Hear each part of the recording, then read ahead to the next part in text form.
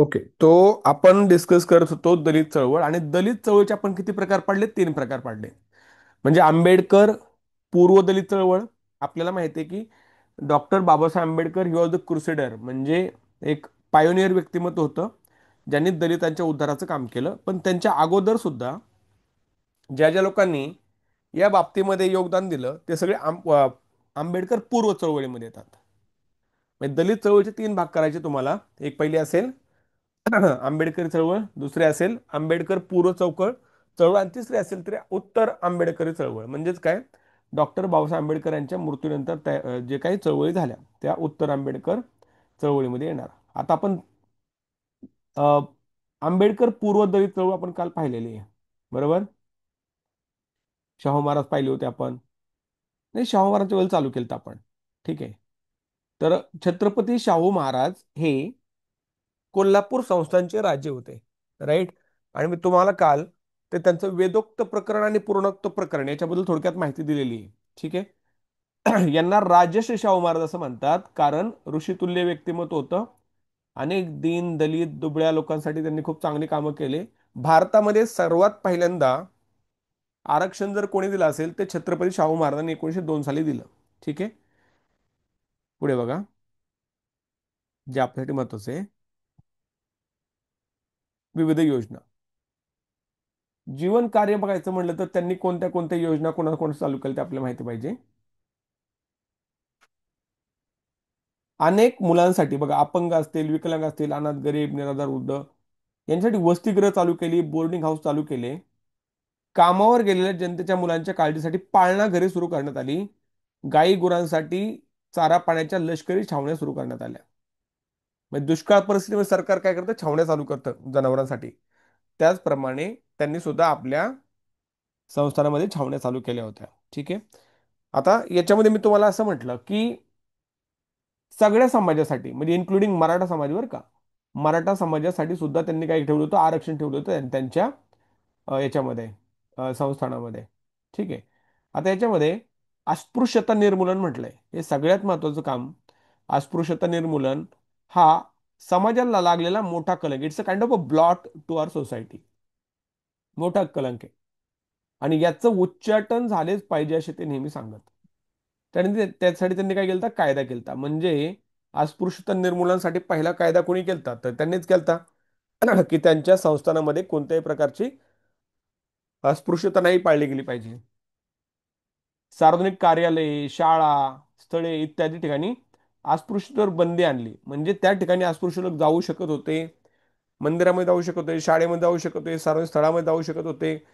सगळ्या प्रकारचे सेम अधिकार त्यांना मिळाले होते.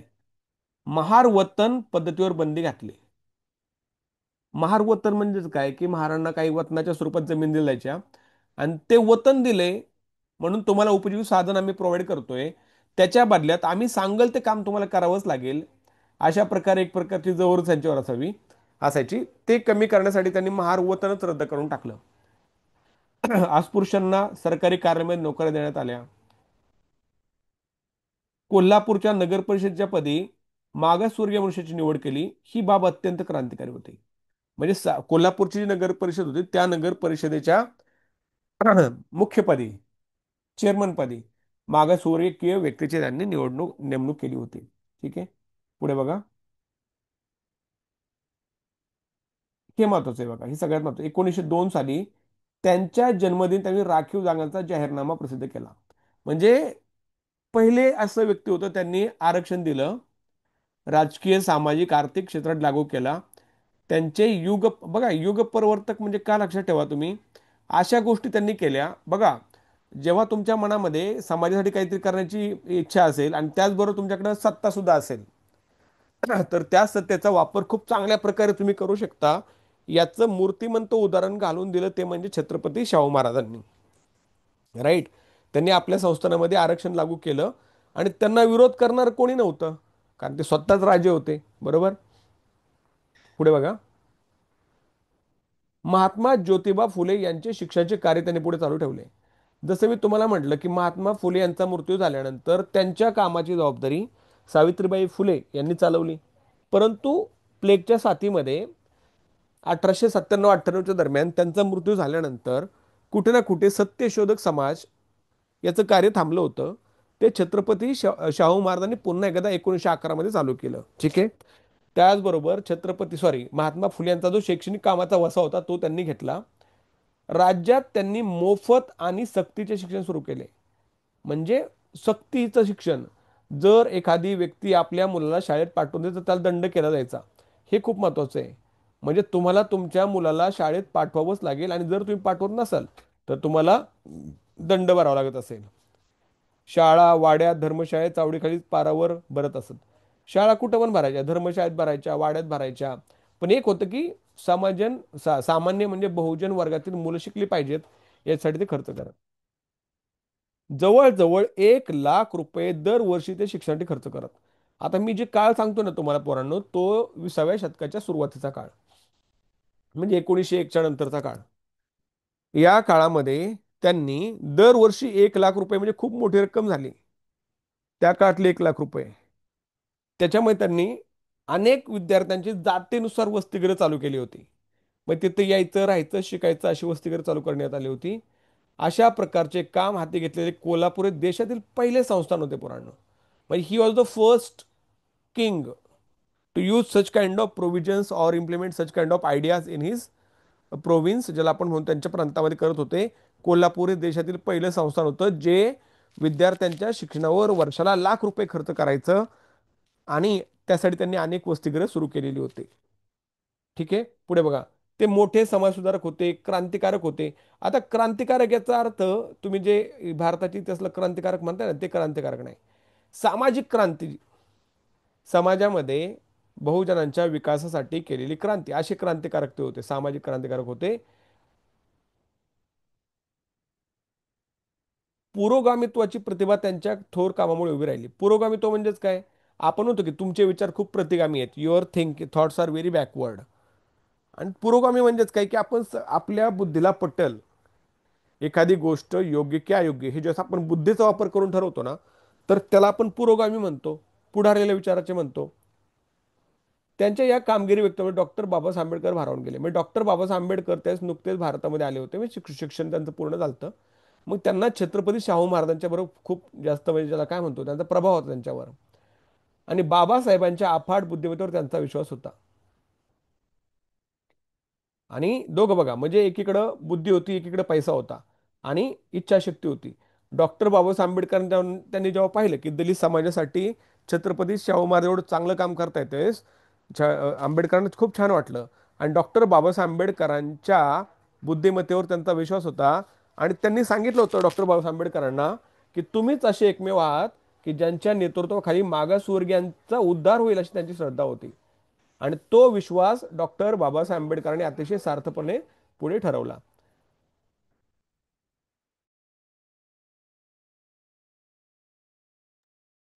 राईट.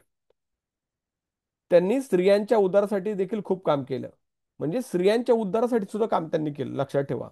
येणाऱ्या पिढ्यांसाठी अनेक स्फूर्ती ठरणारे, म्हणजे स्त्रियांचे कायदे म्हणजेच काय, विधवा विवाह बॅन होता. Right.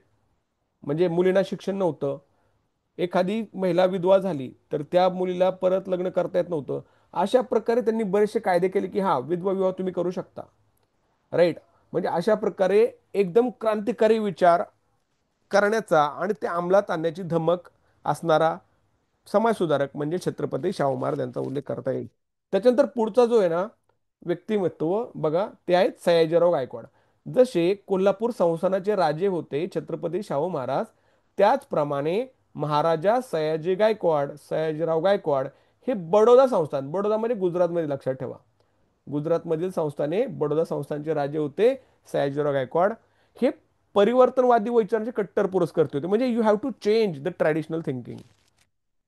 Casteism, gender discrimination, the practices which are against women, such kind of practices should be abolished असं त्यांना वाटायचं. राईट. म्हणजे परिवर्तनवादी होते. बडो अस्पृश्य लोक बडोदा अहमदाबाद उतरत गेले गेले असता डॉक्टर बाबासाहेब आंबेडकरांना शिष्यवृत्ती देऊन इंग्लंड आणि अमेरिकेला शिक्षण त्यांनी पाठवले आणि उच्च स्थानावर त्यांची नेमणूकही केली. खूप महत्वाचं आहे बरं का. बघा, डॉक्टर बाबासाहेब आंबेडकरांना, आपल्याला तर माहिती आहे डॉक्टर बाबासाहेब आंबेडकर परदेशात जाऊन शिक्षण घेतलं त्यांनी, त्यांची बुद्धीने तिथं सगळ्यांना दाखवून दिलं की मी म्हणजे असं म्हणतात की खूप कमी काळामध्ये अनेक जास्त पदव्या, PhD असेल बरोबर, DSc असेल, अशा अनेक पदव्या डॉक्टर बाबासाहेब आंबेडकर मिळवू शकले. पण त्यांना जाताना, तिकडे जाताना जो पैसा कमी पडत होता तो पैसा पुरवण्याचं काम महाराजा सयाजी गायकवाड यांनी केलं होतं. आणि ते परत आल्यानंतर त्यांनी आपल्या संस्थाने त्यांना खूप चांगल्या पदाची नोकरी पण दिली होती. अस्पृश्यता निवारक परिषद या नावाने त्यांनी अस्पृश्य पहिली परिषद मुंबई ते घडून आणली. हे पाठ ठेवायचं. हे पाठ ठेवायचं. काय ठेवायचं लक्षात बघा, तर हायलाईट करतोय. अस्पृश्यता निवारक परिषद कुठे झाली पहिली परिषद पोरांनो? मुंबईला झाली. कधी झाली? 1918 मध्ये झाली. आणि याचे अध्यक्ष कोण होते? सयाजीराव गायकवाड होते. लक्षात ठेवा. अस्पृश्यता निवारण परिषद पहिली कुठं झाली? मुंबईला झाली. कधी झाली? 1918ला झाली. अध्यक्ष कोण होते? सयाजीराव गायकवाड होते. राईट. हे लक्षात राहील. सयाजीराव गायकवाड यांचं काम खूप मोठे आहे. म्हणजे कदाचित त्यावेळी जर डॉक्टर बाबासाहेब आंबेडकरांना त्यांनी पैसे वगैरे पुरवले नसते तर आंबेडकर शिक्षण घेऊ शकले नसते आणि दलित उद्धाराचं जे मोठं काम त्यांच्या हातून झालं, कदाचित त्याला कुठे ना कुठं प्रॉब्लेम आले असते. बघा सयाजीराव गायकवाड. पुढे बघा. पुढे बघा. सयाजीराव गायकवाड यांनी राज्याची स्थिती सुधारण्यासाठी अनेक उपाययोजना करून कल्याणकारी योजना अंमलात आणल्या. अनेक कल्याणकारी योजना म्हणजे काय? कल्याणकारी योजना म्हणजे ज्याला आपण म्हणतो welfare schemes for society. Right. त्याच्यामध्ये कोणत्या कोणत्या योजना महत्वाच्या होत्या लक्षात ठेवा. बघा लक्षात ठेवा. सक्तीच्या प्राथमिक शिक्षणाची योजना म्हणजे ज्याप्रमाणे छत्रपती शाहू महाराजांनी आपल्या संस्थानामध्ये प्राथमिक शिक्षण सक्तीचं केलं, तर त्याचप्रमाणे त्यांनी सुद्धा तिकडे केलं आणि त्यांच्या राज्यभर सुरू केली.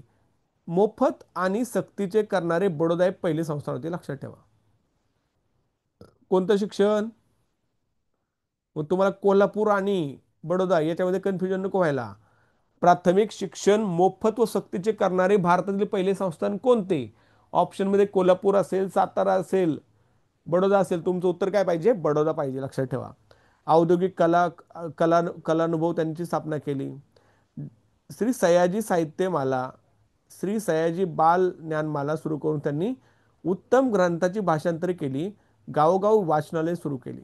एकच उद्देश होता की गरिबांची मुलं शिकली पाहिजेत, त्यांना त्यांच्या अधिकाराची जाणीव झाली पाहिजे, ते त्यांच्या पायावर उभे राहिले पाहिजेत आणि अनेक हजारो वर्षापासूनच्या जाती परंपरेच्या ज्या बेड्या त्यांच्या पायात पडलेल्या आहेत, ज्याच्यावर त्यांची प्रगती होऊ शकत नाही, त्या बेड्या तुटून त्यांनी आपला विकास केला पाहिजे, आपल्या समाजाचा विकास केला पाहिजे, हा उदात्त हेतू डोळ्यासमोर ठेवून सयाजीराव गायकवाड यांनी भारतामध्ये पहिलं असं संस्थान बनवलं जिथं प्राथमिक शिक्षण सक्तीचं आणि मोफत केलं गेलं होतं. लक्षात ठेवा. सामाजिक क्षेत्रात देखील काम केलं. पडदा पद्धती बंद केली. बघा आपल्याला माहिती आहे मुस्लिम समाजामध्ये ना बुरखा पद्धत आहे, तशीच पडदा पद्धत भारतामध्ये हिंदू समाजामध्ये सुद्धा होती. त्याला आपण पदर डोक्यावर घेणं म्हणतो. तसं पदर डोक्यावर असायचं ना पहिला, तो असं तोंडावर असायचा. म्हणजे तुम्ही पाहिलं असेल की राजस्थान प्रांतामध्ये अजून सुद्धा स्त्रिया त्यांचा पदर पूर्ण तोंडा म्हणजे पूर्ण चेहरा ते कव्हर करतात. लक्षात ठेवा. ही पडदा पद्धती एक प्रकारे त्यांनी बंद करण्याचा प्रयत्न केला. बालविवाह बंदी केली. मिश्र विवाह, स्त्रियांचा वारसा. स्त्रियांचा वारसा म्हणजे काय की स्त्रियांना सुद्धा प्रॉपर्टीमध्ये हक्क मिळाला पाहिजे. कन्या विक्रय बंदी म्हणजे मुली विकल्या जायच्या त्याच्यावर बंदी. अस्पृश्यता निवारण, विधवा कायदा इथे सुधारणा केला. घटस्फोटाचा कायदा करून त्याची अंमलबजावणी केली. हे लक्षात महत्वाचं आहे. म्हणजे पूर्वीच्या काळी जर एखाद्या महिलेला एखाद्या पुरुषाच्या बरोबर राहायचं नसेल तर विवाह बंधनं तोडायची कोणतीही पद्धत नव्हती, कारण समाजात पुरुषप्रधान समाज होता. त्याच्यामुळे त्यांनी आपल्या संस्थानामध्ये घटस्फोटाचा कायदा कार्य केला होता. लक्षात ठेवा. Any doubt about this? Clear झालं पोरांनो? जायचं पुढं? येस. समजलं? लक्षात ठेवा बरं का मी जे सांगतोय ते. मला सांगा, अस्पृश्यता निवारची पहिली परिषद कुठे झाली पोरांनो? मुंबईमध्ये झालती. कधी झालती? 1918 मध्ये झालती. कोण अध्यक्ष होते? सयाजीराव गायकवाड होते. प्राथमिक शिक्षण मोफत आणि सक्तीचं करणारं भारतातील पहिलं संस्थान कोणतं? बडोदा, कोल्हापूर नाही. लक्षात ठेवा. येते लक्षात. त्याच्यानंतर त्यांनी काय केलं? सयाजी बाल ज्ञानमाला चालू केलं, साहित्यमाला चालू केलं आणि यातून चांगल्या चांगल्या पुस्तकांचं ट्रान्सलेशन त्यांनी केलं, जेणेकरून ते ट्रान्सलेशननी त्यांना ते गोष्टी पटपट समजल्या पाहिजेत. पुढचं जे नाव घेतोय आपण ते आहे विठ्ठल रामजी शिंदे. याबद्दल काही डाऊट नसेल तुमचा? विठ्ठल रामजी शिंदे. नीट वाचून घ्या एकदा विठ्ठल रामजी शिंदे. पटपट पटपट बघा काय म्हटलंय. जन्म झालाय कुठं? कर्नाटकातली जामखिंडी. बरं का, प्रश्न विचारता त्याच्यावर. आता जामखिंडी कुठे आहे? कर्नाटकमध्ये आहे. त्यांच्या वडिलांचं नाव काय होतं बघा? तुम्हाला त्यांच्या वडिलांचं नाव कुणी विचारणार नाही, लक्षात ठेवू नका. पण जन्म कुठे झालता? कर्नाटकातील जामखिंडी यांचा झालता. प्रार्थना समाजाचे प्रचारक व अस्पृश्य वर्गाची सुधारणा व्हावी यासाठी त्यांनी प्रयत्न करणारे वीरा शिंदे होते. म्हणजे प्रार्थना समाजाचे प्रचारक होते आणि अस्पृश्यता निवारण झालं पाहिजे. आपल्या परीक्षेसाठी एक महत्वाची लाईन आहे, ती लक्षात ठेवा. 12 ऑक्टोबर 1906 रोजी पाठ ठेवायचं, लिहून ठेवा. त्यांनी स्थापना केली कशाची? Depressed classes mission society. Depressed म्हणजेच काय? दोज हु आर ऑप्रेस्ड, दाबले गेलेले आहेत समाजामध्ये म्हणजे हजारो वर्षापासून. Depressed classes mission society of India कुठे गेली स्थापना? मुंबई. पहिली शाळा चालू केली ठाणे, मालवण, अमरावती, अकोला ठिकाणी शाळा वस्तू सुरू केली. 1912 मध्ये पुण्यामध्ये फर्ग्युसन कॉलेज येथे अस्पृश्य, हे महत्वाचं आहे. म्हणजे 1912 मध्ये पुण्यामध्ये जे फर्ग्युसन कॉलेज आहे, त्या फर्ग्युसन कॉलेजमध्ये अस्पृश्य आणि ब्राह्मण यांच्या सहभोजनाचा कार्यक्रम कोणी घेतला? विठ्ठल रामजी शिंदे. क्लिअर? पुढे बघा. 1917 मध्ये मुंबई येथे नारायण चंदावरकर यांच्या अध्यक्षतेखाली सभा घेऊन आंबेडकर यांना मानपत्र द्यावे अशी मागणी केली. हे लक्षात ठेवा, हा प्रश्न आलाय बरं का,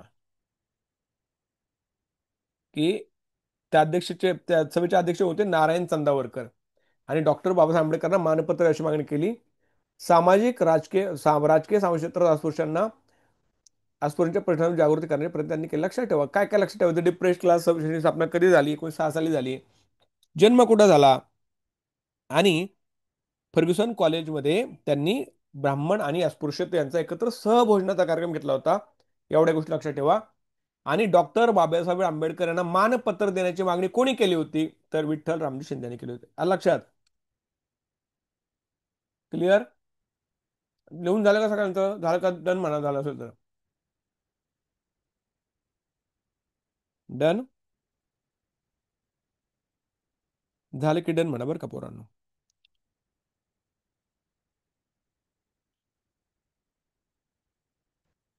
ठीक आहे, करू क्लिअर? तुम्ही काय बोलत नाही याचा अर्थ झाले तुमचं. हे बघा, विठ्ठल रामजी शिंदे. आणि त्यांच्या अगोदर पण नाव लावले. काय लावले माहिती का? महर्षी. म्हणजे महर्षी म्हणजेच काय? ऋषितुल्य व्यक्तिमत्व ज्याने समाजासाठी काम केलं असे होते ते महर्षी विठ्ठल रामजी शिंदे. Any doubt? जायचं पूर्ण पुढं? चला.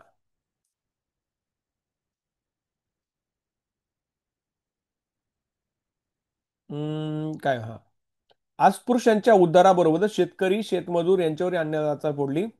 स्त्रियांना सक्तीचे व मोफत शिक्षण मिळावे यासाठी स्त्रियांमध्ये प्रबोधन घडवून जागृती निर्माण केली. विठ्ठल रामजी शिंदे यांना समाज सुधारणेबरोबर स्वातंत्र्य चळवळी सुद्धा निर्माण घेतला. म्हणजे त्यांनी स्वातंत्र्याच्या चळवळीमध्ये सुद्धा भाग घेतलेला होता आणि त्यासाठी त्यांना तुरुंगवास सुद्धा भोगावा लागला होता. लक्षात ठेवा. म्हणजे बऱ्याच वेळा असं पाहिलं गेलंय की एखादी व्यक्ती सोशल कामामध्ये जर इन्व्हॉल्व असेल ना, तर ती राजकीयमध्ये नसायची, आणि राजकीयमध्ये असेल तर सोशलमध्ये नसायची. For example, Bal Gangadhar Tilak, he was a political person, was never interested in social reformation. Completely opposite Gopal Ganesh Agarkar, he was interested in social reformation, but he was nowhere active in political reformation. पण या ठिकाणी Vitthal Ramji Shinde he was an exception. How? कारण एकीकडे ते social रिफॉर्मेशनचं काम करायचंय आणि दुसरीकडे ते he was participating in freedom movement as well, right? भारतीय समाजातील जाती व्यवस्था ही भारताच्या विकासाच्या मोठा अडथळा हे ओळखून त्यांनी आयुष्यभर जातीवाद नष्ट करण्याचा प्रयत्न केला. रामजी शिंदे मध्ये सोडा. हे बघा, 2 जानेवारी 1944 रोजी पुणे येथे त्यांचे निधन झाले. क्लिअर झालं?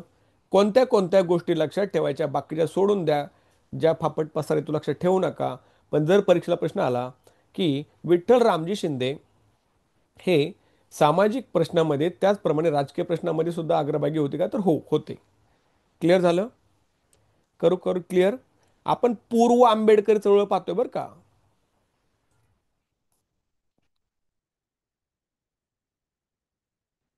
पुढे बघा. किसन फागुजी बंदसोडे, बनसोडे आडनावे त्यांनी बंदसोडे केले बघा. जन्म कुठं झाला वाचून घ्या जरा थोडक्यात पटपट त्यांच्याबद्दल. वाचा तुम्ही 2 मिनिटांमध्ये.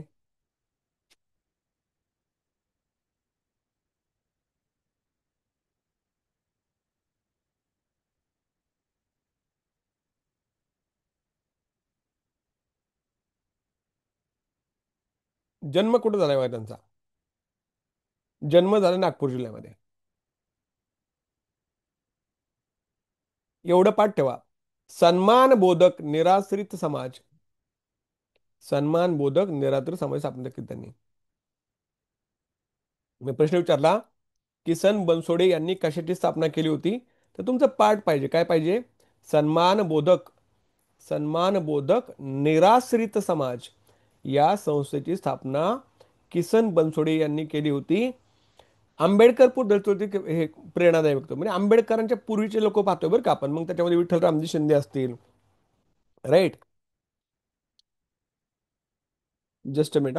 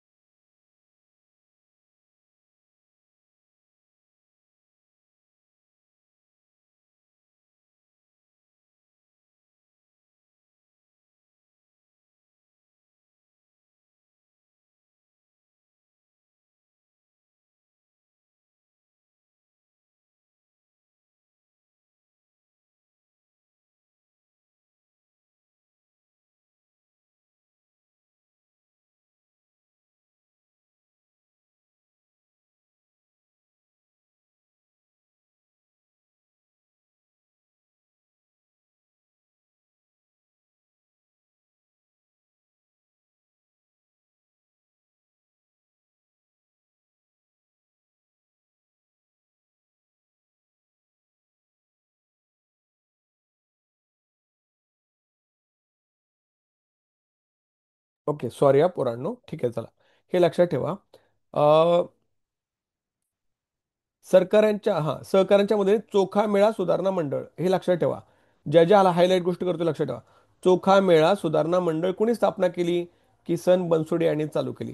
सन्मान बघा कोण झाले, सन्मान बोधक निराश्रित समाज, दुसरा चोखा मेळा समाज सुधारणा मंडळ.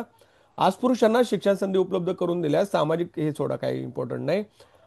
बनसोडे प्रमाणेच गणेश आकाजी गवई, कालीचरण नंदा गवळी यांचे आंबेडकर पूर्व चळवळ योगदान महत्वाचे आहे. दोन गोष्टी लक्षात ठेवा. किसन बनसोडे हे नागपूरचे होते. त्यांनी सन्मानबोधक निराश्रित समाज संस्था चालू केली आणि चोखा मेळा सुधारणा मंडळ सुद्धा त्या ठिकाणी त्यांनी चालू केलेलं होतं. ठीक आहे. एनी डाऊट अबाउट दिस, करू क्लिअर.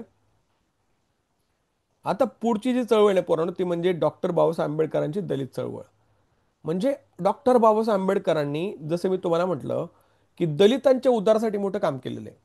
म्हणजे आता जी दलितांची अवस्था आपण पाहतो, म्हणजे खूप चांगल्या प्रमाणे आता बऱ्यापैकी जातीभेद कमी झालाय, खूप चांगल्या पदावर लोक काम करतायत. याचं सगळं श्रेय जातं, सगळं म्हणजे खूप मोठं म्हणेल मी, कारण आंबेडकरांच्याच बरोबर काही लोकांनी पण आपण पाहिलं की पूर्व आंबेडकर चळवळीच्या अगोदर पण काही लोक काम करत होते दलितांसाठी. म्हणजे शाहू असतील, छत्रपती शाहू असतील, विठ्ठल रामजी शिंदे असतील. राईट. त्याचबरोबर डॉक्टर बाबासाहेब आंबेडकरांच्या मृत्यू पश्चात देखील अनेक लोकांनी चांगलं काम केलंय. पण यात सगळ्यात मोठा व्यक्तिमत्व ज्यांनी दलितांसाठी काम केलं, आयुष्यभर झटले, ते म्हणजे डॉक्टर बाबासाहेब आंबेडकर. ठीक आहे. महात्मा फुले यांच्या समता स्थापणारी चळवळ जन आंदोलन म्हणून पुढे आली. या चळवळीचे नेतृत्व डॉक्टर बाबासाहेब आंबेडकरांनी केलं. जसं मी तुम्हाला म्हटलं की महात्मा फुले यांचा मृत्यू झाल्यानंतर पूर्ण जबाबदारी त्यांच्या पत्नी आदरणीय सावित्रीबाई फुले यांनी घेतली. पण त्यांच्या मृत्यूनंतर त्यांचा जो समाज होता, सत्यशोधक समाज जो सुरू करण्यात आला होता, त्या सत्यशोधक समाजाला परत एकदा पुनर्जीवन द्यायचं काम छत्रपती शाहू महाराजांनी केलं. आणि तोच वारसा कुठे ना कुठे डॉक्टर बाबासाहेब आंबेडकरांनी पुढे चालवला. त्यांनी सुरू केलेली चळवळ म्हणजे वर्ग, जात, वर्ण यांचा शेवट करणारी होती. दलितांना माणूस म्हणून प्रतिष्ठा मिळवून देणारी एक न्यायपूर्व चळवळीची गोष्ट, हे महत्वाचं आहे बरं का.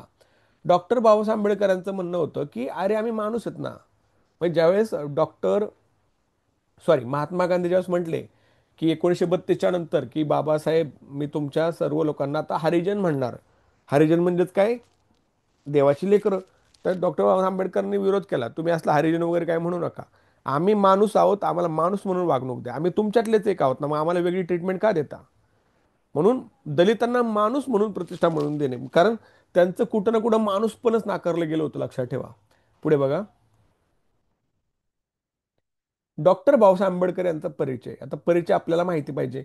मला त्या दिवशी एक जण म्हणे बरं का, म्हणजे शिकलं सवरलेला एक पोरगा एक म्हणे, 12वीचा पोरगा होता, त्याला कोणी सांगितलं असेल, म्हणे आंबेडकर हे ब्राह्मण होते सर, तुम्हाला माहिती आहे का? मी त्याला म्हणलं, तुला कोणी सांगितलं? म्हणलं मला माहिती आहे. म्हणलं कसं? मग त्यांचं आडनाव आंबेडकर नव्हतं त्यांच्या मग. मग त्याला मी सांगितलं, बाबा डॉक्टर बाबासाहेब आंबेडकर यांचं खरं आडनाव भीमराव रामजी सपकाळ होतं. लक्षात ठेवा. त्यांचे वडील, त्यांचा जन्म महू या ठिकाणी झाला, मध्य प्रदेशमध्ये.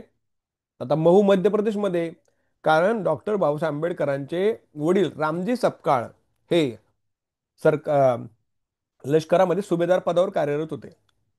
त्यांचं आडनाव सपकाळ होतं. पण साताऱ्यामध्ये जेव्हा शिकत असताना ना, डॉक्टर बाबासाहेब आंबेडकरांचे एक गुरु होते आंबावडेकर. ते गुरूंचा त्यांच्यावर खूप प्रेम होता. ते एवढा हुशार विद्यार्थी असेल तर कोणत्याही गुरुचं प्रेम असेल. तर त्या गुरूंच्या बद्दल कृतज्ञता व्यक्त करण्यासाठी डॉक्टर बाबासाहेब आंबेडकर यांनी आंबेडकर हे नाव घेतलं. लक्षात ठेवा. त्याच्यामुळं हे जे काही लोक सांगतात ते ब्राह्मण वगैरे असं काही विषय नव्हता. ते दलित समाजाचे होते आणि दलितांच्या उद्धाराचं त्यांनी मोठं कार्य केलेलं आहे. भारतीय घटनेचे शिल्पकार, थोर विचारवंत, अस्पृश्योद्धाराचे कार्य करणारे महान नेते डॉक्टर भीमराव रामजी आंबेडकर यांचा जन्म झाला 14 एप्रिल 1891 महू मध्य प्रदेश. लक्षात ठेवा, मी सांगतोय बरं का. महू, महूला आहे ना आता सुद्धा एक मोठी ब्रिटिश, हे ब्रिटिश म्हणतोय, आर्मीचं मोठं एक स्थान आहे. त्यांचे आई भीमाबाई आणि वडील सुभेदार रामजी होते, ते लष्कर सेवेत होते. 1907 मध्ये ते उत्तीर्ण झाले, मॅट्रिक परीक्षेमध्ये 10वी पास झाले. प्राचीन भारतीयातील व्यापार, लक्षात ठेवा, प्राचीन भारतातील व्यापार या विषयावर प्रबंध लिहून एम ची पदवी संपादन केली. आता प्राचीन म्हणजे एन्शियंट ट्रेड इन इंडिया, प्राचीन भारतातील व्यापार. तसंच भारताच्या राष्ट्रीय नफ्याचा वाटा, एक ऐतिहासिक पुरातत्व परिशीलन, या प्रबंधाबद्दल कोलंबिया विद्यापीठानं PhD प्रदान केली. मग कशाबद्दल PhD, कशाबद्दल MA? लक्षात ठेवा. भारताचा प्राचीन व्यापार हा त्यांचा MAचा विषय होता. आणि भारताच्या राष्ट्रीय नफ्याचा वाटा, एक ऐतिहासिक पुरातत्वात्मक परिशीलन, या प्रतिकात्मक कोलंबिया विद्यापीठाने PhD प्रदान केली. रुपयाचा प्रश्न. आता ही नावं तुम्हाला अवघड वाटतात, ते इंग्लिशमध्ये सोपे सोपे नाव आहे त्याची. रुपयाचा प्रश्न, या प्रश्नावर, या विषयावर त्यांनी विद्यापीठाने त्यांना DSc ही पदवी ही केली. द प्रॉब्लेम ऑफ रुपी त्याला म्हणतात. रुपयाचा प्रश्न यांनी आता प्रॉब्लेम ऑफ रुपी लिहायला पाहिजे होतं, पण जाऊ द्या. लंडन विद्यापीठाने DSc ही अर्थशास्त्रातील पदवी प्रदान केली. 1923 मध्ये बॅरिस्टरची परीक्षा पास झाले आणि या कार्यामुळे त्यांना बाबासाहेब या नावाने संपूर्ण भारतात जनता. एक लक्षात ठेवा, एखादी व्यक्ती इकॉनॉमिक्समध्ये प्राचीन भारतीय व्यापार याच्यामध्ये MA करते, PhD करते वेगळ्या विषयामध्ये, नंतर DSc करते प्रॉब्लेम ऑफ रूप इकॉनॉमिक्समध्ये, नंतर बॅरिस्टर पण होते. एवढं सगळं अतिशय कमी काळामध्ये करते. बरीच लोक करतात बरं का, लक्षात ठेवा. कमी काळामध्ये, खूप कमी काळामध्ये एवढ्या सगळ्या पदव्या प्रदान करणारी व्यक्ती म्हणून डॉक्टर बाबासाहेब आंबेडकर यांचा तिथल्या लोकांनी पण गौरव केलेला आहे. लक्षात ठेवा. म्हणजे अतिशय, म्हणजे आपण जर तुम्ही जर देव मानत असाल तर सरस्वतीचं वरदान लाभलेली व्यक्ती, पण स्वतःच्या कष्टावर मोठी झालेली व्यक्ती म्हणजे परमपूजनीय डॉक्टर बाबासाहेब आंबेडकर यांचे कार्य बघा. आता डॉक्टर बाबासाहेब आंबेडकर म्हणजे आपल्या समाजाचं एक दुर्दैव आहे बघा, लक्षात ठेवा, की प्रत्येक समाजाने काय केलं, आपला महापुरुष ठरवलेला आहे. पण त्यांनी हा विचार नाही केला कधी की या महापुरुषांनी, मी कोणताही महापुरुष असू द्या, उदाहरणार्थ आता समजा मी मराठा कास्टचा आहे, मग मराठाच काय छत्रपती शिवाजी महाराज, मग छत्रपती शिवाजी महाराजांनी काय मराठ्यांसाठीच काम केलं का फक्त? छत्रपती शिवाजी महाराजांच्या सैन्यामध्ये सगळ्या जातीचे लोक होते. म्हणजे जेव्हा महाला, म्हणजे तुम्हाला माहिती असेल, ज्यावेळेस पन्हाळ्यावरून महाराज सुटले त्यावेळेस त्यांच्यासाठी जीव देणारी व्यक्ती दुसऱ्या जातीची होती. म्हणजे छत्रपती शिवाजी महाराज जरी मराठा समाज असतील तरी ते सगळ्या समाजासाठी काम केलं. डॉक्टर बाबासाहेब आंबेडकर असतील, सगळ्या महिलांसाठी त्यांनी हिंदू कोड बिलचा आग्रह दिला आणि ते मंजूर नाही झालं म्हणून त्यांनी राजीनामा दिला मंत्रिपदाचा. मग ते फक्त दलितांसाठी न लढले, सगळ्या समाजा शिक्षणासाठी लढत होते. म्हणून कोणत्याही महापुरुष, मग महात्मा फुले माळी समाजाचे, अशा प्रकारे जर तुम्ही कोणत्या महापुरुषाला जर कोणत्या ठिकाणी बंदिस्त करता का जातीमध्ये ना, तर ते एक मोठं पाप आहे असं मी म्हणेल. प्रत्येक महापुरुषाने फक्त तिथे गरज होती ना त्या ठिकाणी ते लढले. डॉक्टर बाबासाहेब आंबेडकर यांना दलित समाजाची अवस्था वाईट होती त्यासाठी ते केलं. याचा अर्थ बाकी समाजासाठी नाही केलं का रे? महिलांना जे आता रिझर्वेशन आहे ते आंबेडकर, डॉक्टर बाबासाहेब आंबेडकरांच्यामुळेच आहे, लक्षात ठेवा. तर कोणत्याही महापुरुषाला कधी कोणत्याही जातीच्या साच्यामध्ये बांधायचं पाप तुम्ही करू नका भविष्यामध्ये. पुढे बघा. काय म्हटलंय? 1920 मध्ये आंबेडकरांच्या चळवळीचा प्रारंभ होतो. 1920 मध्ये आंबेडकरांनी दलित आणि उपेक्षितांवर प्रभाव आणण्यासाठी परिश्रम घेतले. महत्वाचं काय ते लक्षात ठेवा, तुम्हाला त्यांचं काम माहिती आहे. समाजात जागरूकता घडवणे, त्यांचं एक वाक्य होतं, शिका, संघटित व्हा आणि संघर्ष करा. संघटित व्हा, शिका आणि संघर्ष करा. चुकलं असेल कदाचित, माझं उलट पालट होत असेल, पण लक्षात ठेवा. हा त्यांचा म्हणजे थोडक्यात तुम्ही शिकलं पाहिजे, संघटित झालं पाहिजे आणि संघर्ष केला पाहिजे स्वतःच्या हक्कासाठी. अत्याचारावर संघर्ष करा, दलित पद्धत उपेक्षितांच्या शिक्षणाचा प्रसार करणे इत्यादी कार्यावर त्यांनी भर दिला. दलितांच्या व समग्र उपेक्षितांसाठी त्यांनी, डॉक्टर आंबेडकरांनी आधुनिक भारत इतिहासात केलेले कार्य अनेक दृष्टीने संस्मरणीय मानले जाते. हे लक्षात ठेवा. आता हे तुम्हाला परीक्षेला विचारणार नाही, तुम्हाला माहिती आहे त्यांनी मोठं काम केले, पण लक्षात काय ठेवायचं, 1920 पासून त्यांनी आपल्या कामाला प्रारंभ केला. मानगावची परिषद पाठ ठेवा. मानगावची परिषद, डॉक्टर बाबासाहेब आंबेडकर आणि छत्रपती शाहू महाराज यांच्या प्रयत्नाने अस्पृश्यता निवारण परिषदा आयोजित करण्यात आल्या. जसं मी तुम्हाला म्हटलं की आंबेडकरांच्या अगोदर छत्रपती शाहू महाराज यांनी सांगितलं होतं आंबेडकरांना की बाबासाहेब, तुमच्याद्वारेच या अस्पृश्य निर्मूलनाचा, अस्पृश्य लोकांचा उद्धार होईल, तुम्ही यामध्ये चांगलं काम करा, राईट. आणि ते त्यांनी त्यांचा विश्वासार्थ केला. ए- मार्च 1920 मध्ये कागल जहागीरीतील मानगाव या ठिकाणी, कागल कुठे आहे? कोल्हापूरमध्ये. म्हणजे अस्पृश्यता निवारण परिषदा दोघांनी चालू केल्या त्या. कागल जहागीरीतील मानगाव येथे आप्पासाहेब पाटील, नाव लक्षात ठेवा, आप्पासाहेब पाटील यांच्या मदतीने परिषद भरवली. त्याचे अध्यक्ष होते डॉक्टर आंबेडकर. त्यावेळी शाहू महाराजांनी अस्पृश्य चळवळीचे नेतृत्व आंबेडकरांनी करावे अशी अपेक्षा व्यक्त केली. मग कागलमध्ये झालं, त्यावेळी डॉक्टर छत्रपती शाहू महाराज होते आणि मदत कोणी केली? ती आप्पासाहेब पाटलांनी केली होती. आता बघा, हे बघा, तुम्ही लक्षात ठेवा. आप्पासाहेब पाटील म्हणजे मराठा, छत्रपती शाहू महाराज मराठा, पण त्यांनी काय सांगितलं आंबेडकरांना की तुम्ही अस्पृश्य चळवळीचं नेतृत्व केलं पाहिजे आणि ते केलं तरच तुम्ही अस्पृश्य समाजाला पुढे घेऊ शकता. म्हणजे ज्यावेळेस कधी कधी दोन समाज एकत्र भांडतात, बऱ्याच वेळा मराठा दलित असा वाद ज्या ठिकाणी होत असेल, तर लक्षात ठेवा की दोन्ही समाज अनेक वर्ष एकत्र राहत आलेले आहेत. म्हणजे सगळे समाज सगळ्यांनी एकत्र राहिलं पाहिजे, परंतु एकमेकाला मदत करतच पुढे आलेले आहेत, लक्षात ठेवा. पुढे बघा. बहिष्कृत हितकारिणी सभा महत्वाचं आहे. बहिष्कृत म्हणजेच काय? Those who have been boycotted, ज्यांच्यावर बहिष्कार टाकलेला आहे. मग बहिष्कार कुणाच्या होता? दलितांच्या होता, की दलितांनी गावाच्या बाहेर राहायचं, वाईट म्हणजे जनावर ओढून काम करायचे, ओढायची कामं करायची, अशा प्रकारे त्यांना अतिशय वाईट वागणूक दिली जात होती. त्या बहिष्कृत लोकांच्या हितकारणीसाठी, म्हणजे हितासाठी जी सभा चालू करण्यात आली होती ती म्हणजे बहिष्कृत हितकारिणी सभा. 1920-23 या काळामध्ये मूकनायक, लक्षात ठेवा बरं का, मूकनायक, मूकनायक, काय झालं याला, जस्ट सेकंड हा पुराणो, मूकनायक या पाक्षिक, म्हणजे मूकनायक हे पाक्षिक होतं, साप्ताहिक होतं का मासिक होतं? काय होतं सांगा मला, परीक्षेला प्रश्न येतो, विचारतो. पाक्षिक म्हणजे काय रे?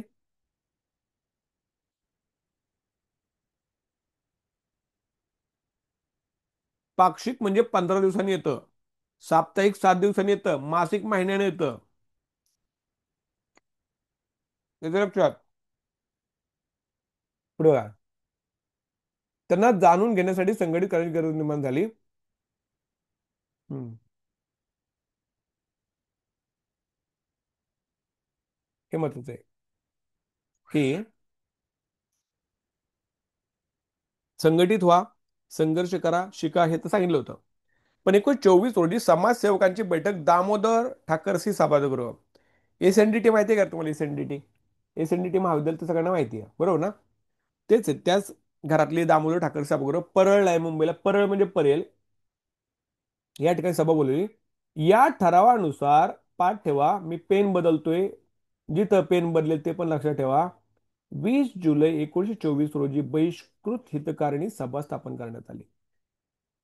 20 जुलै 1924 बहिष्कृत हितकारिणी सभा स्थापन झाली. याचे अध्यक्ष व सेक्रेटरी कोण कोण होते लक्षात ठेवा, पाठ ठेवायचं. कार्यक्रम मंडळाचे अध्यक्ष आंबेडकर होते, सेक्रेटरी कोण होते? सीताराम शिवतरकर. याच्यावर प्रश्न आलेला आहे की बहिष्कृत हितकारिणी सभेचे सेक्रेटरी कोण होते? सेक्रेटरी म्हणजे सचिव कोण होते? सीताराम शिवतरकर होते. आणि अध्यक्ष होते डॉक्टर बाबासाहेब आंबेडकर होते. या संस्थेचे उद्दिष्ट काय होते बघा. What were the motive behind the formation of बहिष्कृत हितकारिणी सभा? पहिलं होतं समाजामध्ये जागृती निर्माण करणे, मानवी हक्कांचे रक्षण करणे, शिक्षण देणे, आर्थिक स्थिती सुधारणे. आणि ब्रीदवाक्य होते शिका, संघटित व्हा, संघर्ष करा. विचार करा, म्हणजे विचार करा म्हणजे लक्षात ठेवा की हे कोणाचं ब्रीदवाक्य होतं. पहिल्यांदा तुम्ही काय करा? शिका, शिक्षण घ्या, संघटित व्हा आणि संघर्ष करा. म्हणजे तुम्हाला पहिल्यांदा शिकलं पाहिजे. शिक्षणाने समृद्ध झाल्यानंतर तुम्ही आपल्या हक्कासाठी एकत्र आलं पाहिजे. आणि ज्या ज्या ठिकाणी तुमच्यावर अन्याय होईल त्यावेळी तुम्ही संघर्ष केला पाहिजे. हा उद्देश होता बहिष्कृत हितकारिणी सभा जी स्थापन झाली होती 1924 मध्ये. अध्यक्ष होते डॉक्टर बाबासाहेब आंबेडकर, सचिव होते सीताराम शिवतरकर, आणि सगळ्यात महत्वाचं म्हणजे कुठं झालती? मुंबईमध्ये परळ या ठिकाणी झाली होती. लक्षात राहील? क्लिअर झालं? पाठ ठेवा बरं का, याच्यावर प्रश्न येतातच, लक्षात ठेवा. मी क्लिअर करतोय. चला पुढे, नंतर बघा, रेकॉर्डिंग करून घ्या, नोट्स वगैरे काढायचा प्रयत्न करा. आता राहू द्या, आता चला पुढे. सत्याग्रह कोणते कोणते केले बघा. सत्याग्रह म्हटलंय बरं का. सत्याग्रह म्हणजे सत्याचा आग्रह. हा शब्द खूप मोठा आहे. कोण अर्थ सांगायला येतं मला सत्याग्रह म्हणजे काय? अश्विनी मॅडम, काय असतो सत्याग्रह?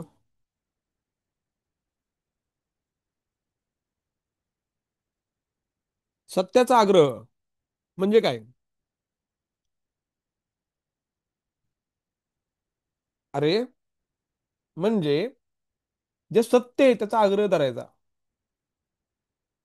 आता काय सत्य आहे? सगळा दलित समाज असेल, ते माणसं आहेत, सगळी परमेश्वराची लेकरं आहेत. मग परमेश्वराचे जर लेक्चर सगळे असतील तर सगळ्यांना सारखं वागवलं पाहिजे का नाही? मग त्याचा आग्रह धरणार तुम्ही. अशा प्रकारे सत्याचा आग्रह म्हणजे खरं मान्य करण्यासाठी पुढच्या माणसाला भाग पाडणे. बघा बघा, पहिला आहे महाडचा चौदार तळे सत्याग्रह. खूप महत्वाचा आहे बरं का. सीताराम बोले, नाव लक्षात ठेवा. सीताराम बोले यांनी 1923 मध्ये मुंबई कायद्यावर सांगले सार्वजनिक ठिकाणी अस्पृश्यांना मुक्त संचार करावा असा कायदा ठराव मांडला. म्हणजे सार्वजनिक ठिकाणी अस्पृश्यांना कोणत्याही प्रकारचा अटकाव असू नये अशा प्रकारचा ठराव मुंबई कायदे मंडळात कोणी मांडला होता? सीताराम बोले. सीताराम बोले. मग सीताराम शिवतरकर कोण होते रे? सीताराम शिवतरकर कोण होते? सीताराम शिवतरकर बहिष्कृत हितकार्य समितीचे सचिव होते. आणि सीताराम बोले कोण होते? चौदार तळे सत्याग्रहाची सुरुवात कशी झाली सांगतो तुम्हाला. की सार्वजनिक ठिकाणी अस्पृश्यांना संचार बंद होता, मनाई होती. म्हणजे एवढी वाईट अवस्था होती की एखाद्या पाणवठ्यावर जाऊन कुत्र पाणी पिऊ शकत होतं होतं, त्याला परमिशन होती, पण अस्पृश्यांना परमिशन नव्हती. मग अशा ठिकाणी त्यांना परमिशन दिली जावी, त्यांना मुक्त संचार असावा, असा अर्थाचा कायदा व्हावा, अशा प्रकारची मागणी सीताराम बोले यांनी केली. आणि तो मंजूर पण झाला. आणि 11 सप्टेंबर 1927 ला आदेश निघाला. बघा आता आदेश निघाला, आणि त्या आदेशानुसार आदेश झाला, कायदा झाला, पण कायद्याचं इम्प्लिमेंटेशन होत नव्हतं. त्याचा फारसा उपयोग झाला नाही. फारसा उपयोग का झाला नाही बघा, मी तुम्हाला नीट सांगतोय पोरांनो. अ, तुम्ही हत्ती पाहिलाय का? हत्ती सगळ्यांनी हत्तीला आहे ना सर्कशीमध्ये ठेवतात, आणि लहानपणीपासून त्या हत्तीला छोट्या खुटीला बांधून ठेवतात, त्याचा पाय एक छोटा. आता हत्तीला माहितीये लहानपणीपासून की मी या खुटीला बऱ्याच वेळा उपटायचा प्रयत्न केलाय, पण उपटत नाहीये. आता हत्ती मोठा झालाय. हत्तीच्या मध्ये ताकद आहे. हत्ती झाड पाडू शकतो, ही खुटी काय आहे चीज. पण हत्तीच्या मनात कुठेतरी बसलंय की मी नाहीये, मला नाही जमणार, मी करून बसलोय, मला नाही नव्हत. मग तो हत्ती तो कधी प्रयत्न पण नाही करत, कारण हत्तीचा आत्मविश्वासच गेलेला आहे. हा, हत्तीचा आत्मविश्वास पूर्ण गेलेला आहे. मग हत्तीचा आत्मविश्वास नाहीये, तसंच आहे आज पुरुष समाज, एवढा मोठा समाज, या समाजाला कायदा केला सुद्धा तरी सुद्धा त्यांच्यामध्ये आत्मविश्वास नव्हता की आपण जाऊन पाणी प्यायचं कसं. मग हा आत्मविश्वास निर्माण करण्यासाठी आंबेडकरांनी 1927 रोजी महाड येथे सभेचे अधिवेशन घेतले. चौदार तळ्याच्या सर्व प्रतिनिधी जाऊन पाणी पिण्याचे ठरवले. डॉक्टर आंबेडकरांनी नेतृत्वाखाली तळ्यावर जाऊन पाणी प्राशन केले. महाड चौदार तळे प्रशासनाकडे समजणारी क्रांतिकारी पाऊल घटना पाहिले जाते. परंतु लक्षात ठेवा, नंतर काही सनातनी लोकांनी या तळ्याचं जाऊन शुद्धीकरण केलं होतं. म्हणजे कळलं का, की कायदा झाला, कायद्यानुसार डॉक्टर बाबासाहेब आंबेडकरांनी आपल्या लोकांना घेऊन त्यांच्यामध्ये आत्मविश्वास निर्माण करण्यासाठी त्यांना तिकडे घेऊन गेले, पाणी प्राशन केलं. परंतु ते झाल्यानंतर तिथल्या लोकांनी परत त्याचं काय केलं, शुद्धीकरण केलं होतं. अशा प्रकारचे विक्षिप्त लोक होते. क्लिअर झालं? Any doubt? पुढे बघा. आता मनुस्मृती मी काय वाचली नाही बरं का, पण मी थोडं थोडं काय तर तिथे मला माहिती एवढं सांगेन तुम्हाला. मनुस्मृतीमध्ये अशा काही ऑब्जेक्शनेबल गोष्टी आहेत. आता मनुस्मृती म्हणजे असं लिहिलं की मनुने लिहिलेल्या ज्या काही गोष्टी आहेत त्याच्यामध्ये, त्या मनुस्मृतीमध्ये दोन गोष्टीवर बरंच लिहिलं. तुम्ही एकदा सर्च करा, वाय मनुस्मृती ग्रंथ कॉन्ट्रोवर्शियल आहे. तर याच्यामध्ये त्यांनी चातुर्वर्ण्य पद्धती मान्य केलेली आहे. म्हणजे जसं मला कळतं बरं का, मी चुकीचं असेल तर मला करेक्ट करा, की ब्राह्मण क्षत्रिय शूद्र वैश्य आणि ह्या जाती व्यवस्था अशाचे त्यांना ते मानलं पाहिजे असं त्यांचं म्हणणं होतं. दुसरी गोष्ट, स्त्रियांच्या बद्दल अतिशय खालच्या पद्धतीचे विचार या मनुस्मृती ग्रंथामध्ये आहेत. ते एकदा बघून घ्या तुम्ही. ठीक आहे. मग अशा प्रकारे समाजामध्ये माणसामध्ये भेद निर्माण करणारा, माणसाला माणसापासून तोडणारा विचार व्यक्त करणारा ग्रंथ आमचं आदर्श असू शकत नाही, असा विचार करून महाड येथे 1927 रोजी जे परिषद करण्यात आली, या परिषदेचे अध्यक्ष होते दीपू संभाजी गायकवाड. लक्षात ठेवा, दीपू संभाजी गायकवाड हे अध्यक्ष होते. याच्यावर आता याच्यामध्ये चित्रे ब्राह्मण आहेत, सहस्त्रबुद्धे ब्राह्मण आहेत, टिप्पणी ब्राह्मण आहेत बरं का, लक्षात ठेवा. म्हणजे हे त्यांचे मित्र, म्हणजे काय मी तुम्हाला सांगितलं की एखादी विचार वाईट असतो, वृत्ती वाईट असते, लोक वाईट नसतात. डॉक्टर बाबासाहेब आंबेडकरांना शिकवणारे गुरु पण ब्राह्मण होते, आगरकर पण ब्राह्मण होते. आता हे जे परिषदेला उपस्थित राहिलेले चित्रे पण ब्राह्मण आहेत, सहस्रबुद्धे ब्राह्मण आहेत. ब्राह्मण सगळं म्हणजे तुम्ही जर विचार डोक्यात ठेवताल की सगळं नाही, वृत्ती वाईट असते आणि वृत्ती प्रत्येक जातीच्या लोकांमध्ये असते, तशी त्या वृत्तीचे काही लोक त्या जातीमध्ये होती, पण काही चांगले लोक पण होते का नाही. हिंदू समाजाचा धर्मग्रंथ मनुस्मृतीचे दहन करण्याचा निर्णय घेण्यात आला. या ग्रंथामुळे जाती व्यवस्था, अस्पृश्यता, जातीबंधने बळकट झाली होती. त्यामुळे 25 डिसेंबर 1970 मनुस्मृती या ग्रंथाचे दहन करण्यात आले. ही घटना अस्पृश्य वर्गाचे मनोबल वाढवणे ठरले, की आम्ही विश्वास ठेवत नाही या ग्रंथावर. माणसाला माणसापासून वेगळं करणाऱ्या ग्रंथाला आमचा काय, आम्ही काही आदर देऊ शकत नाही. कळलं? कोण अध्यक्ष होते? दीपू संभाजी गायकवाड. कुठं झालं? महाडमध्ये झालं. कधी जाळली मनुस्मृती? 25 डिसेंबर 1927 जाळली. महत्वाचे, खूप महत्वाची घटना आहे बरं का भारताच्या इतिहासातली. करू क्लिअर पोरांनो? Doubt clear? यशोधन कुठं होता रे काल? क्लिअर का? चला करतो क्लिअर, चला. हे महत्वाचं आहे. तुम्ही नाशिकला जर गेला असताल ना, काळाराम मंदिर आहे, खूप फेमस मंदिर आहे नाशिकला. तर अस्पृश्य हे हिंदू धर्माचे असूनही त्यांना काळाराम मंदिरात प्रवेश नव्हता, म्हणून मंदिर प्रवेश सुरू करण्याचा निर्णय घेण्यात आला. आता पहिल्यांदा तर कायदा झाला 1927 ला की अस्पृश्यांना सार्वजनिक ठिकाणी संचारावर बंधन नसावे. पण जर अस्पृश्य जर मंदिरामध्ये गेला, तर मंदिरामध्ये गेल्यानंतर अस्पृश्य लोक जे मंदिरात जातात, त्यांच्या जाण्यामुळे एखादा देव भ्रष्ट कसा होऊ शकतो? कसा होऊ शकतो, बरोबर का नाही? म्हणजे साधं लॉजिक आहे. म्हणजे जर देवाने सगळी गोष्ट निर्माण केली, आपण सगळे देवाची मुलं असतो, तर देव आपल्याला येण्याने आपल्या काही प्रॉब्लेम काही होऊ शकत नाही, अशा प्रकारे विचार होता. एकच मिनिट, आपण मला पूर्वाला मी मेसेज केलता का बघू द्या. म्हणजे तिला कदाचित राहून गेलं काय. जस्ट अ सेकंड, हा पोरांनो.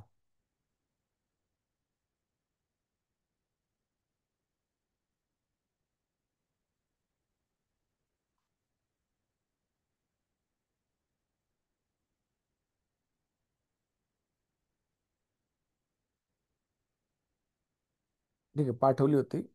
पाहिलं नसेल कदाचित. ठीक आहे, चला पुढे चला पोरांनो, कळलं? झालंय इथपर्यंत कळलं? हा, काळाराम मंदिर प्रवेश बरं का. आता हे एवढं किती वर्ष चाललंय, तुम्ही जस्ट इमॅजिन करा पोरांनो, की हिंदू धर्मामध्ये म्हणजे धर्मातलेच लोक आहे, असं काय नाही की दलित लोक आता, म्हणजे काही लोक बौद्ध समाजामध्ये म्हणजे त्यांचं हे त्यांनी कन्व्हर्जन केलं, बौद्ध धर्म स्वीकारला, डॉक्टर बाबासाहेब आंबेडकरांनी त्याच्यानंतर काही अनांनी स्वीकारला, काहींनी स्वीकारलाय बरं का, पण अजून सुद्धा काही लोक हिंदू धर्मामध्ये आहेत, दलित लोक. याच्यामध्ये बघा, 3 मार्च 1930 रोजी बाबासाहेबांच्या नेतृत्वाखाली 8 ते 10 हजार लोक नाशिक शहरात जमा झाले. काळामध्ये प्रवेशद्वार बंद करण्यात आले. 1934 पर्यंत हा सत्याग्रह सुरू होता. म्हणजे 1934 म्हणजे 3 वर्ष चालला होता. या चळवळीत स्त्रियांनी भाग घेतला होता. अखेर 1934 मध्ये डॉक्टर बाबासाहेब आंबेडकर यांच्या आदेशावर सत्याग्रह मागे घेण्यात आला आणि काळाराम मंदिर प्रवेश त्यांनी इतिहास स्पर्धे, म्हणजे 3 वर्ष करून सुद्धा, 4 वर्ष करून सुद्धा त्यांना प्रवेश नाकारण्यात आला.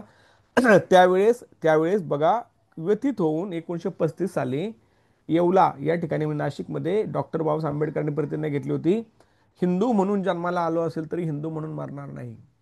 कारण एवढं जर आम्ही आमच्या लोकांसाठी झटून सुद्धा 3 वर्ष आम्ही संघर्ष करून सुद्धा आम्हाला नाशिकमध्ये जे काळाराम मंदिर आहे त्या ठिकाणी तुम्ही प्रवेश नाकारला, तर इथून आम्ही एक सांगतो की येवलामध्ये त्यांनी सांगितलं, प्रतिज्ञा घेतली 1935ला, की हिंदू म्हणून जन्माला आलो असेल तरी हिंदू म्हणून मी मरणार नाही. आम्हाला अशा धर्मात राहायचंच नाही ज्या ठिकाणी आम्हाला किंमत नाही. ठीक आहे, पुढे बघा, जायचं पुढं. शैक्षणिक कार्य. शैक्षणिक कार्य काय बघा डॉक्टर बाबासाहेब आंबेडकर यांचं. दिन दुबळ्या दलित समाजाकडून मदतीची अपेक्षा असताना डॉक्टर आंबेडकरांनी शैक्षणिक संस्था उघडवली. 1908, हा हे बघा, जून 1928 मध्ये सुरुवात त्यांनी 2 वसतिगृहे सुरू केली. या कालावधीत डिप्रेस्ड क्लासेस एज्युकेशन सोसायटी स्थापना केली. डिप्रेस्ड क्लासेस मिशन कोणाचं होतं रे? विठ्ठल रामजी शिंदे, लक्षात ठेवा. आणि डिप्रेस्ड क्लासेस एज्युकेशन सोसायटी कुणाचं होतं? डॉक्टर बी आर आंबेडकर यांचं होतं. लक्षात ठेवा, गोंधळ करू नका. पुढे 1945 मध्ये मुंबईला पीपल्स एज्युकेशन सोसायटी स्थापना केली. परीक्षेला विचारला आहे एमपीएससीला बऱ्याच वेळा. मुंबईला पीपल्स एज्युकेशन सोसायटी स्थापना केली. पीपल्स एज्युकेशन सोसायटी स्थापना मुंबईला झाली, राईट. त्याच्यानंतर या संस्थेमार्फत सिद्धार्थ कॉलेज सुरू करण्यात आले. या संस्थेचे इसवी सन 50 पर्यंत मध्ये मिलिंद कॉलेज औरंगाबादला सुरू करण्यात आले. औरंगाबाद म्हणजे आताचे छत्रपती संभाजीनगर, राईट. आणि सिद्धार्थ कॉलेज आय थिंक मुंबईला चालू करण्यात आलं. मिलिंद कॉलेज कुठं? आता मिलिंद आणि सिद्धार्थ हे दोन्ही सुद्धा गौतम बुद्धांची नाव आहेत बरं का, लक्षात ठेवा. मग तुमच्या लक्षात असू द्या की कुठं ना कुठे बौद्ध धर्माबद्दल डॉक्टर बाबासाहेब आंबेडकरांना कदाचित आधीपासूनच थोडं अट्रॅक्शन वाटायला सुरुवात झाली होती, म्हणून त्यांनी सिद्धार्थ कॉलेज सुरू केलं. म्हणजे आपल्या भारतामध्ये आपण काय करतो, आपल्या पोराच्या नावाने कॉलेज चालू करतो, बरोबर का नाही? तसं ही मोठी लोक एक आयडियोलॉजी घेऊन चालू, उदाहरणार्थ सृजन प्रभूने चालू केलं मी, तर सृजन माझ्या पोराचं नाव आहे, बरोबर का नाही? म्हणजे आपले विचार थोडे संकुचित असतात, पण या लोकांचे विचार किती मोठे आहेत बघा. त्यांनी स्वतःच्या मुलाच्या नावावर नाही चालू केलं. त्यांनी त्यांनी सिद्धार्थ हे गौतम बुद्धांचं नाव होतं. गौतम बुद्ध म्हणजे कोणते? ज्यांनी बौद्ध धर्माचा स्वीकार करून त्याचा बौद्ध धर्म सगळ्या जगामध्ये प्रसारित केला. त्या बौद्ध धर्माने ज्या जगाला समानतेचा संदेश दिला, त्यांच्या नावावर त्यांनी कॉलेज चालू केलं. पुढे बघा, औरंगाबादमधील नागसेन वनाच्या परिसरामध्ये रोपट्याचा वटवृक्ष झाला आहे. नागसेन वनाच्या परिसरामध्ये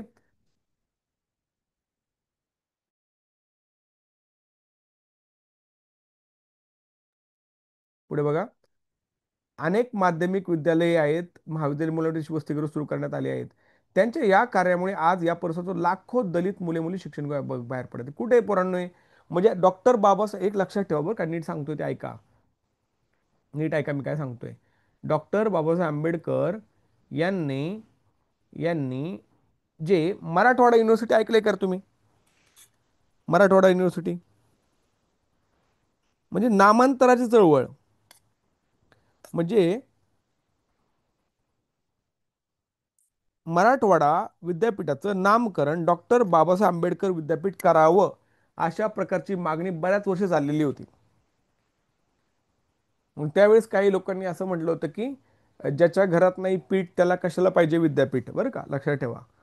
तर डॉक्टर बाबासाहेब आंबेडकरांच्या नावावरून 1994 साली या विद्यापीठाचं नाव डॉक्टर बाबासाहेब आंबेडकर मराठवाडा विद्यापीठ करण्यात आलं. ही नामांतराची चळवळ अनेक वर्ष चालली होती, लक्षात ठेवा. पुढे बघा. शिक्षणाच्या प्रसारासाठी डॉक्टर आंबेडकरांनी आणखी एक उपक्रम हाती घेतला. गरीब आणि होतकरू विद्यार्थ्यांना उच्च शिक्षणासाठी ते काय करायचे, परदेशी पाठवायचे.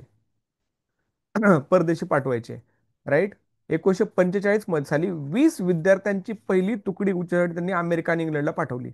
सोपी गोष्ट नाही. 1945 साली 20 लोकांना, दलित विद्यार्थ्यांना त्यांनी इंग्लंड आणि अमेरिका पाठवलं होतं.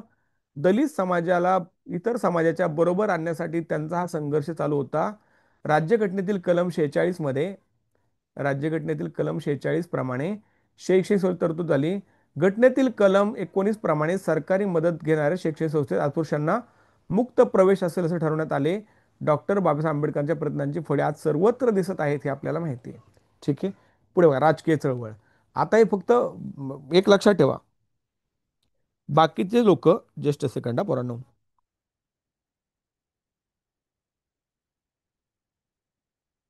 हे वाचून घ्या एकदा. वाचा, राजकीय चळवळ पण चालू करा.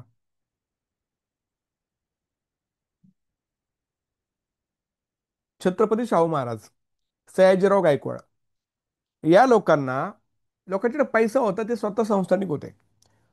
So they could start their own ideas and social reformation program in their own state. But that kind of situation, financial security was not with doctor Babasaheb Ambedkar. आणि जर तुम्हाला एखादी गोष्ट पाहिजे असेल ना, तर लक्षात ठेवा, राज्यशक्ती पैसा असल्याशिवाय होऊ शकत नाही. पण डॉक्टर बाबासाहेब आंबेडकरांना वाटायचं की आपल्या लोकांना राजकीय गोष्टीमध्ये सुद्धा स्थान मिळालं पाहिजे. आणि थोडक्यामध्ये he was politically active as well. मग त्यांनी कोणते कोणते पक्ष चालू केले, काय काय केले, हे आपण त्यांचे पाहू थोडक्यामध्ये. बघा, की सामाजिक चळवळी राजकीय असल्याशिवाय होऊ शकत नाही. बघा, सामाजिक चळवळ जर करायची म्हणलं तुम्हाला राजकीय असले पाहिजे. राईट. समाजाचा विकास हे राजकीय सत्तेशिवाय होऊ शकत नाही. म्हणून आंबेडकरांनी दलित समाजाला राजकीय सत्तेच्या मोक्याच्या आणि महत्वाच्या जागा काबीज करा आणि शासन करती जमात बना असं सांगितलं होतं. म्हणजे जर तुम्हाला तुमच्यामध्ये काहीतरी करायचंय ना, आता आपण पाहतो की अनेक IAS IPS अधिकारी दलित समाजातील होतात. म्हणजे त्यांनी असं अपेक्षित आहे मला तर की बाबा, अ, विसरलं नाही पाहिजे की आपण कोणत्या समाजातून आलो, तर समाजाचं आपण काहीतरी देणं लागतो.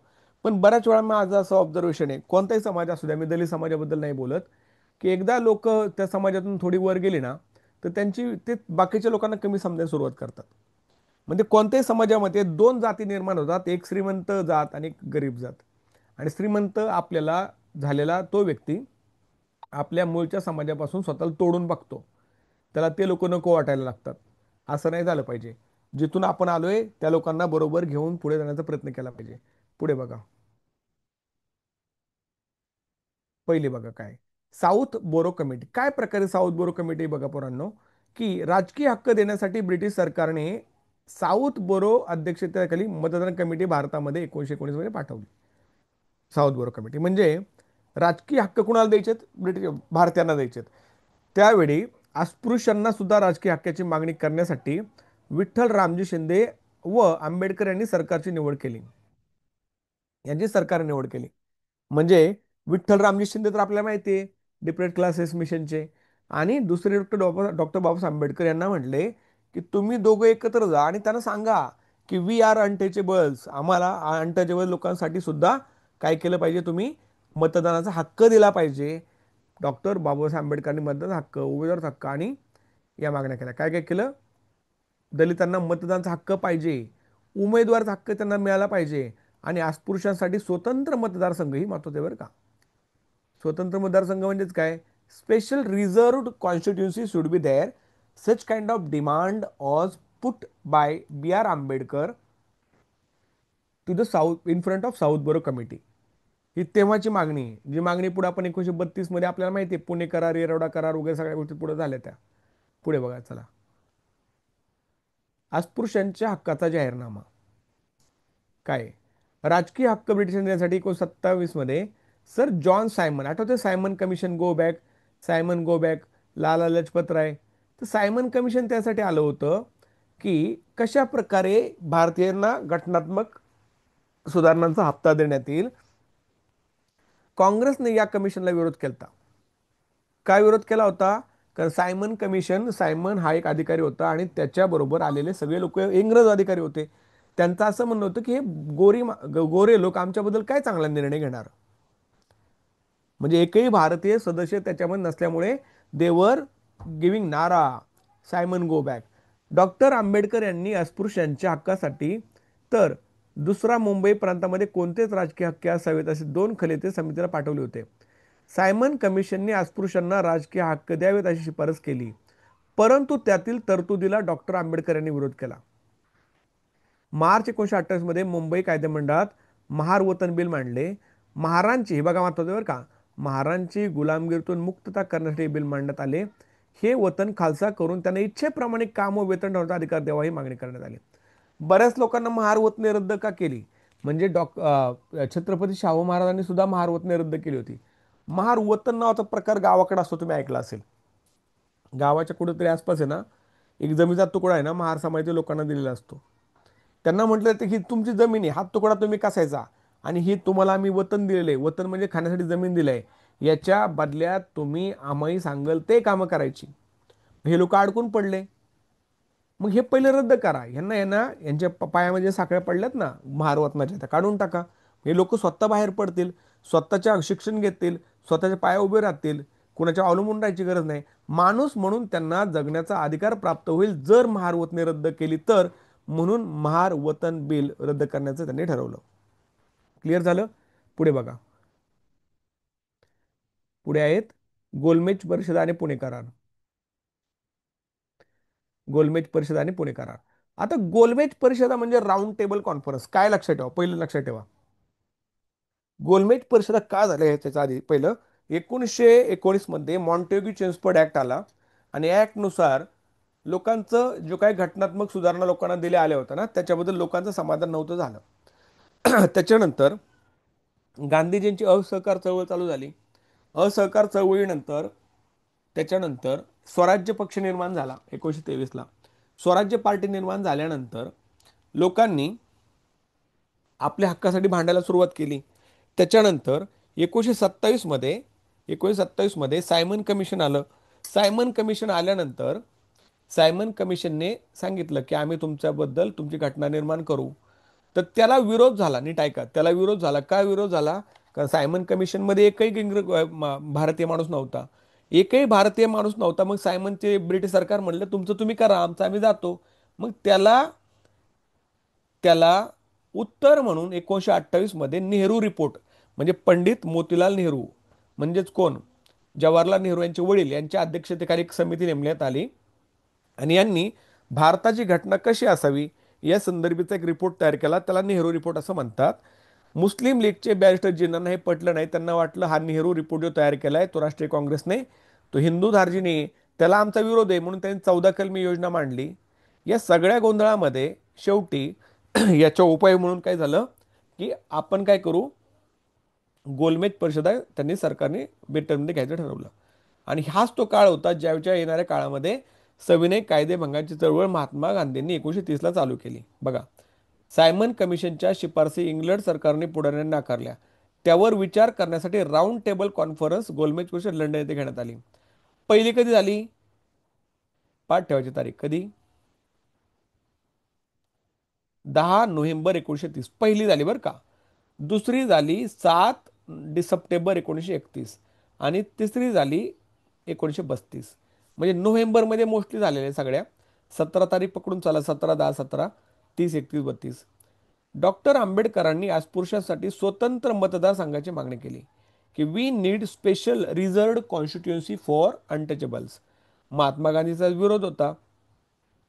पंतप्रधान होते ब्रिटनचे रॅमसे मॅकडोनाल्ड यांनी 1932 मध्ये जातीय निवाडा जाहीर केला, ज्याला कम्युनल अवॉर्ड म्हणतात. कम्युनल अवॉर्ड म्हणजेच काय, की आम्ही तुम्हाला सेपरेट कॉन्स्टिट्युन्सी देतो.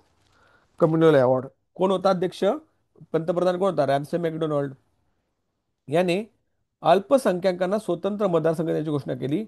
गांधींचा त्याचा विरोध करून 20 सप्टेंबर 1932 पासून त्यांनी उपोषण चालू केलं. कुणी उपोषण चालू केलं? महात्मा गांधी यांनी चालू केलं. शेवटी 20 सप्टेंबर नंतर 25 सप्टेंबर 1932 मध्ये पुणे येथे इतिहास प्रसिद्ध असा करार झाला, तो म्हणजे पुणे करार.